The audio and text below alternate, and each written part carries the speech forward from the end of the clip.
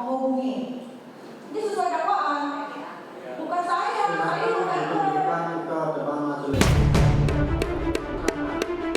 Setelah pekan lalu sidang ditunda karena kondisi kesehatan Nikita, kali ini sidang kasus pemerasan dan tindak pidana pencucian uang dengan terdakwa Nikita Mirzani kembali digelar.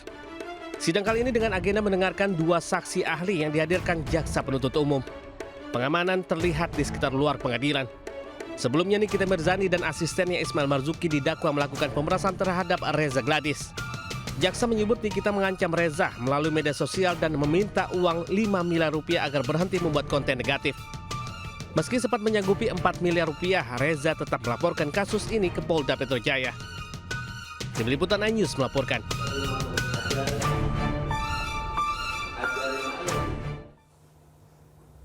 Demi modal nikah, seorang pria nekat merampok sebuah toko kosmetik di Wonosobo, Jawa Tengah. Sementara itu seorang perampok berpura-pura minta tumpangan mengincar mobil seorang wanita.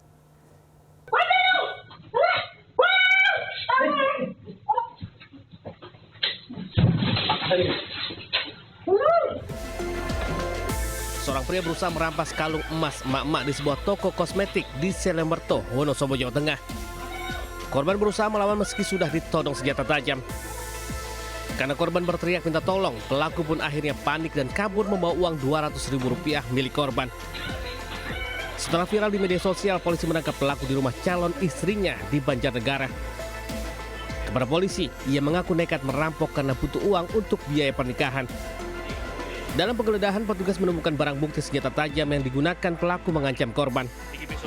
Dari hasil penyelidikan, pelaku diduga sudah berulang kali melakukan aksi perampokan di wilayah Wonosobo dengan nilai kerugian mencapai belasan juta rupiah.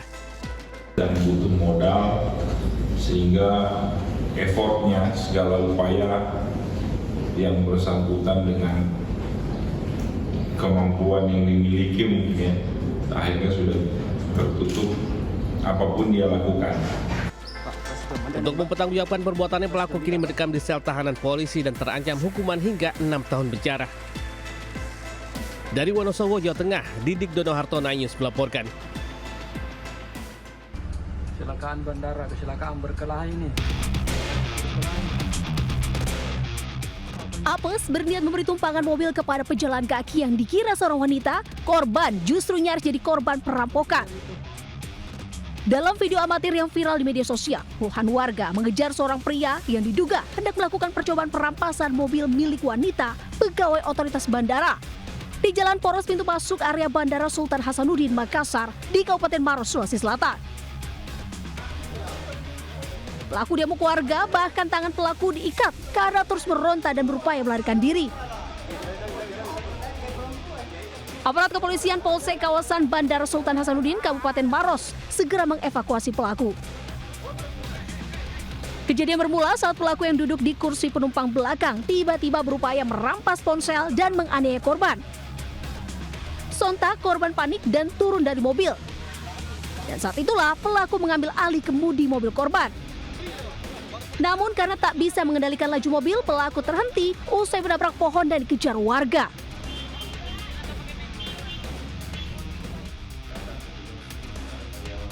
Pelaku telah diamankan di Mapolsek kawasan Bandara Sultan Hasanuddin. Sementara itu polisi masih melakukan pendalaman. Dugaan sementara, pelaku alami gangguan psikologi dan belum dapat dimintai keterangan. Dari Kabupaten Maros, Sulawesi Selatan, Wahyu Ruslan melaporkan. Awas lu nggak kabeh saya jero ngomah. Jero ngomah lu nggak kabeh lu. Allahu Akbar. Awas lu nggak kabeh. Talut beton setinggi 15 meter tiba-tiba ambruk di Kelurahan Karanganyar Gunung, Kecamatan Candisari, Kota Semarang, Jawa Tengah. Mundur.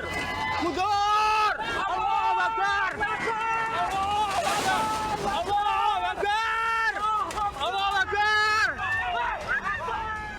Material longsor menutup aliran sungai Kalijuh, mengakibatkan 4 rumah terendam luapan air. Anggota Polsek Candisari dan Koramil Banyumanik, Semarang, bahu-membahu mengevakuasi puing-puing. Sementara, Dinas Pekerjaan Umum mengerahkan alat berat untuk mengevakuasi bongkahan material beton.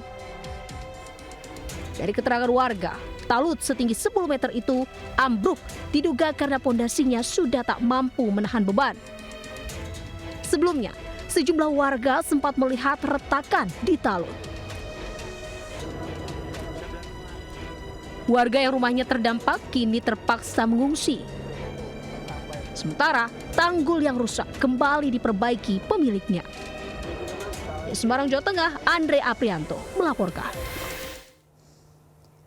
Pemirsa, luput dari pengawasan orang tua, seorang anak tewas mengambang di waduk di Ngawi, Jawa Timur.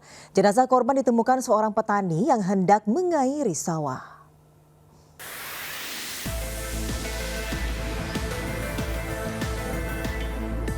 Warga Desa Gandung, Kecamatan Beringin, Kabupaten Ngawi, Jawa Timur digemparkan dengan temuan jasad bocah mengambang di waduk. Petugas BPBD dibantu warga berupaya mengevakuasi korban yang diketahui bernama Fahmi Wahyudi, bocah 7 tahun warga setempat. Korban pertama kali ditemukan oleh seorang petani yang hendak mengontrol pengairan sawahnya dan curiga ada sepasang sendal di pinggir waduk dan menemukan korban mengambang. Dari hasil visum luar, polisi tidak menemukan keganjilan maupun luka pada jasad korban yang diketahui meninggalkan rumah sejak siang. Dari jenazah tidak ditemukan tanda-tanda kekerasan, intinya itu, dan sekarang jenazah akan diserahkan ke pihak keluarganya untuk pemakaman. Kalau korban di sungai itu sedang apa, Dan? Di waduk sedang apa, Dan? Nah, itu yang kita belum bisa memastikan. Yang pasti dari pihak keluarga tadi siang keluar dari rumahnya dan dicari keluarganya, ternyata ditemukan. Lantaran tidak ada tanda-tanda mencurigakan dan atas permintaan keluarga, jasad korban diserahkan ke keluarga untuk dimakamkan. Dari Ngawi, Jawa Timur, Asfi Manar Anyus melaporkan.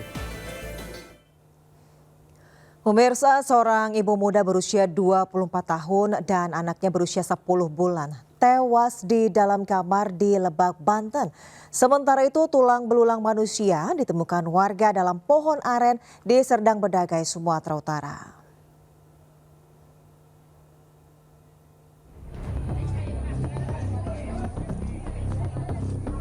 Warga digegerkan dengan penemuan jasad ibu muda dan anaknya di sebuah rumah Kampung Sindang Resmi, Desa Purwaraja, Kecamatan Menes, Kabupaten Pandeglang, Banten. Polisi yang datang ke lokasi pembunuhan langsung melakukan olah tempat kejadian perkara. Saat ditemukan, korban sang ibu, IS, dan anaknya, IM, yang masih berusia 10 bulan, ditemukan dengan posisi terlentang di atas kasur. Selain itu, di kamar utama juga dipenuhi darah. Sang suami IA, 24 tahun yang juga sekarat karena diduga akan mengakhiri hidupnya dibawa ke rumah sakit guna menjalani pengobatan. Diduga anak dan ibu ini tewas di tangan suaminya sendiri.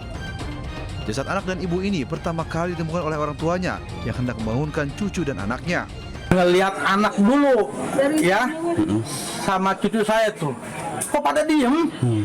Ngelihat ke bawah di bawah kasur, makin banyak gitu. Bapak ini aja megang anak aja tuh sama cucu, bangun, nggak ada jawaban juga. Begitu saya ngeliat ke bawah kasur, ngeliat suaminya lagi begini terlentang, penuh dengan darah, bahkan lehernya juga ada yang Suaminya ini. Polisi telah menyita sejumlah barang bukti seperti golok, kabel, dan 3 unit ponsel. Kasus ini kini ditangani Polres Pandeglang, Banten. Dari Pandeglang, Banten, Iskandar Nasution melaporkan.